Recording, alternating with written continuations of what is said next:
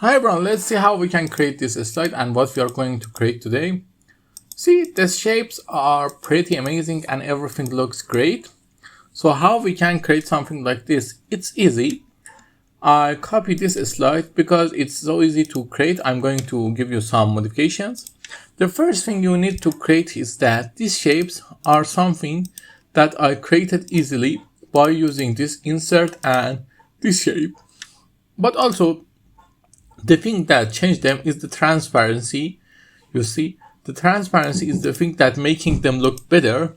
You can change the color and use whatever you want to get the best out of it. For example, I go with a little green, but you must always remember that the background is going to be the color that your text is going to be visible on that. For example, let's go with this green.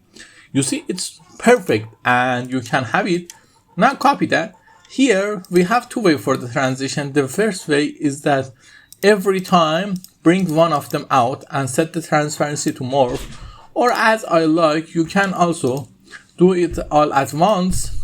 It's better because when you do it all at once, it's more professional and it's also gather the better help.